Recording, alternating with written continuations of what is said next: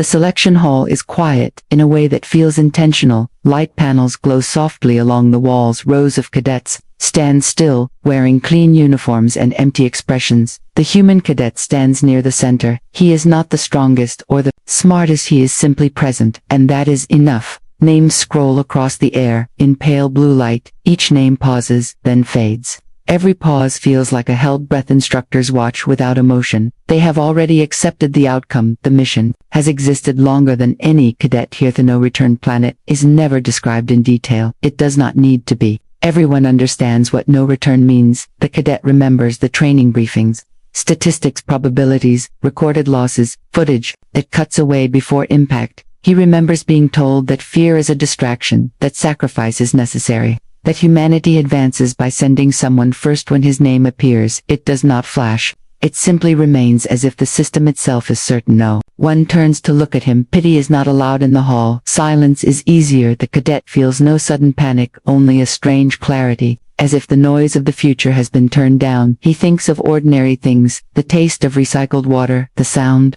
of boots in long corridors. He thinks of nothing heroic. No final words form in his mind. There is only acceptance. The instructors step forward. Orders are given without ceremony. The mission is framed as an opportunity. The cadet steps out of formation. His footsteps echo once, then stop. A door opens ahead. Beyond it waits preparation.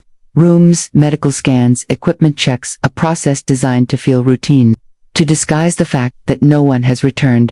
The cadet walks forward alone, not because he is brave, but because there is nowhere else to stand behind him. The hall resumes its stillness. Another name begins to scroll. The system continues ahead of him. The path narrows. The future becomes singular. A planet waits without expectation. The human cadet does not know it yet, but this is the last moment where he belongs to humanity alone. The drop pod detaches without ceremony. There is no countdown, only a sudden absence of weight. The cadet grips the restraints as the stars stretch and vanish. Heat builds along the hull. Warning lights flicker, then die. The pod does not slow the way it should. The planet fills the viewport, vast and unfamiliar.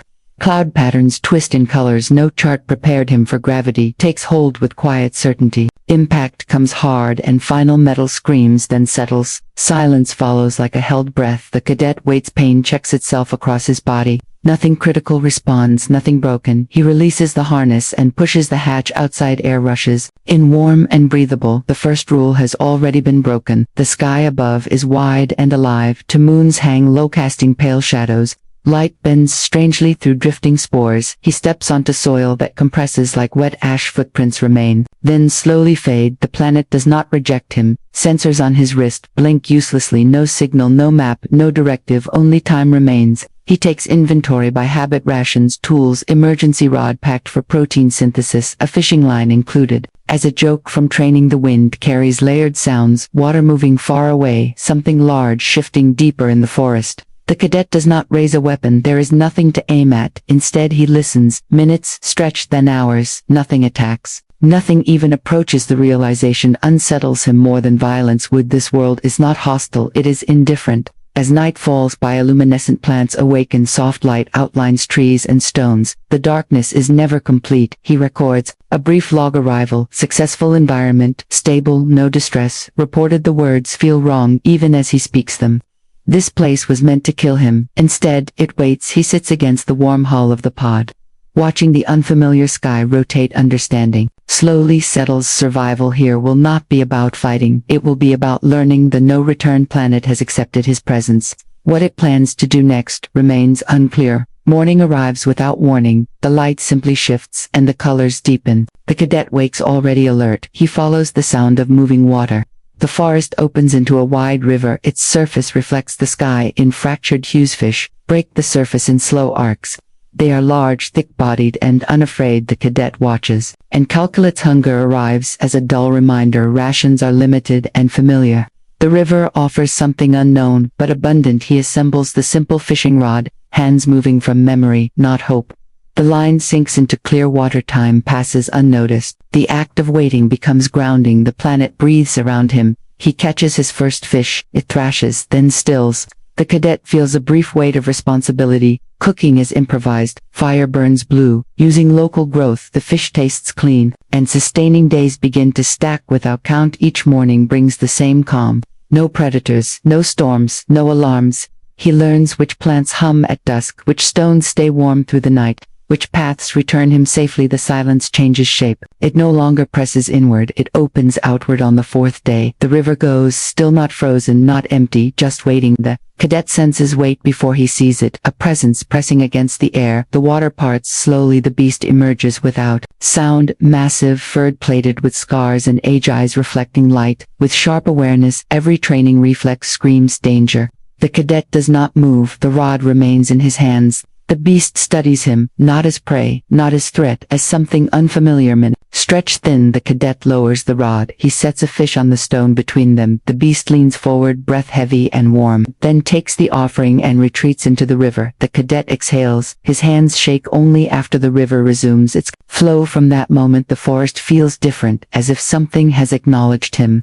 The cadet understands this was not an encounter, it was an introduction. The beast returns at dawn. Not from the river, but from the trees. Its steps are heavy yet careful. The cadet wakes before fear arrives. He sits up slowly, hands visible. The fire still glows low beside him. The beast stops at the edge of the light. Steam rises from its breath. Its eyes remain fixed on the cadet. Neither moves. The forest holds its sound. Even the wind waits. The cadet reaches for food, not a weapon, not a tool. Another fish laid gently on stone. The beast approaches. Muscles ripple. Beneath thick hide scars tell stories. The cadet cannot read it. Takes the fish and stays chewing, slowly watching, waiting for something else. Day after day, the pattern repeats. The beast appears. The cadet shares his catch. Distance shortens by choice, not force. The beast begins to lie nearby. Its body a living wall against the forest at night. Unfamiliar sounds echo, deep calls, sharp clicks, distant movement. None cross the invisible boundary. The cadet learns without instruction. This world has rules older than fear, and he is being written into them. He speaks, sometimes not commands, not pleas, simple observations about the river, the sky, the fish. The beast listens, not with language but attention. Its tail flicks when he laughs one evening. A tremor rolls through the ground. Trees sway and birds scatter. Something moves far away. The beast rises instantly, placing itself between the cadet and the dark. A low sound rumbles from its chest. The tremor passes the forest, settles. The beast remains standing long after. From then on, it does not leave at night. It sleeps with one eye open, always facing outward. Cadet understands without being told. He is no longer alone and no longer unclaimed. This is not protection given freely. It is a bond built quietly. Through patience, presence, and trust, the no-return planet has revealed its first truth. Survival here is shared, and the beast has chosen him. Fishing stops being about survival. It becomes the shape of the day, a reason to wake and to sit. The cadet casts the line while the beast watches the water. Sometimes the beast enters the river, standing still, like a living stonefish. Come easily now, as if the river recognizes them, as if permission has been granted. The cadet cooks and eats. The beast takes its share without demand. They rest in the warmth. Afterward he begins recording short clips, not for command, not for rescue, only to mark time. The camera captures calm water, slow breath, massive form beside him. Nothing dramatic, nothing urgent, just presence. The cadet smiles more than he notices. The beast closes its eyes in the sun. The planet continues to allow this peace.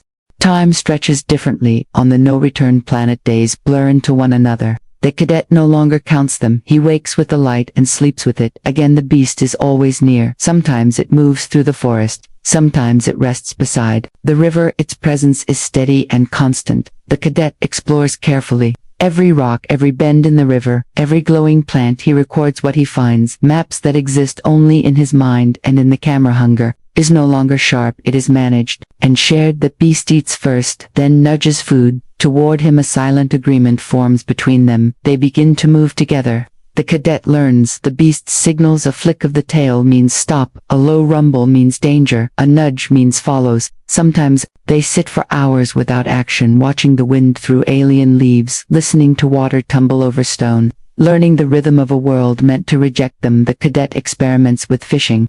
Different techniques, different spots. The river seems to respond. Fish jump with less fear. The water grows familiar under his hands. He records vlogs for himself, clips of the river, the fish, the sky, and the massive creature beside him. Sometimes he laughs at the absurdity, a human sent to die, creating a diary of Kump. The beast tolerates the camera. It does not flee, does not attack. It seems curious in its own way. Aware that this human is different, night brings a sky unfamiliar, and vast stars he cannot name drift across twin moons. The cadet lies beside the beast, its warmth steady beneath the alien sky. He speaks softly to its stories, of home stories, of nothing important. The beast listens, its eyes never closing. Completely the cadet feels a strange peace, something he had never imagined. The planet that was meant to end him has given him routine and companion. Survival has become learning and observation, not fear. He realizes slowly that he has changed. The world that should have been final has become his, and the beast has become not just a protector but a friend. Something alive and constant, in a place where nothing was meant to remain. The cadet begins recording more deliberately, not just for survival or memory, but to see himself in the world, to see the rhythm of life. His fishing rod rests across his knees, the line drifts lazily on the river, the beast sits close, its massive head lowered, watching every movement. He speaks to the camera, softly describing the water, the sky, the fish, and the creature beside him. He does not pretend it is heroic or exciting, it is ordinary and extraordinary at once. Sometimes the beast nudges the line, curious about the catch. Sometimes it yawns, revealing sharp teeth, but never aggressive, never threatening. He laughs quietly when a fish leaps too high. The beast tilts its head as if puzzled. They share the moment silently. No words needed. That night he uploads a brief clip. A single fish caught the river glowing under twin moons, and the beast lying patient and massive beside him. He does not expect anyone to watch somewhere far away. Humanity receives the signal. They expected death or silence. Instead they see peace and calm. A cadet alive on a no-return planet, fishing with a beast. The cadet continues his ritual day after day. Fishing, talking, recording, resting. The planet allows it, the beast permits it. For the first time he does not think of rescue, he only thinks of the next cast, the next fish, the next moment beside the creature that has chosen him. Together they exist, quietly, a human and a beast on a world meant for none. The video reaches human networks far beyond the cadet's knowledge. Command watches in disbelief. Scientists argue and speculate.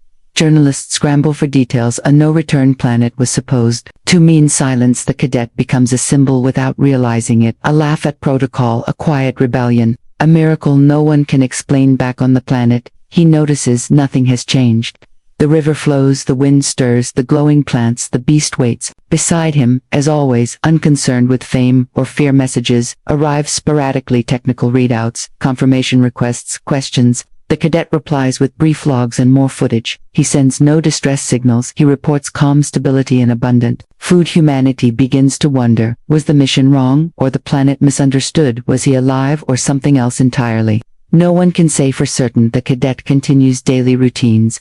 Fishing, sharpening tools, mapping the area. He records small moments for himself, moments of laughter, small victories, discoveries. The beast becomes more expressive. Tail flicks and low rumbles mark moods. A deep bond forms, visible even to the camera, to beings learning coexistence. Night comes, stars drift across the twin moons. The cadet sits beside the fire, the beast's massive body, a wall of warmth and trust. The world that sent him to die has become a place of quiet wonder.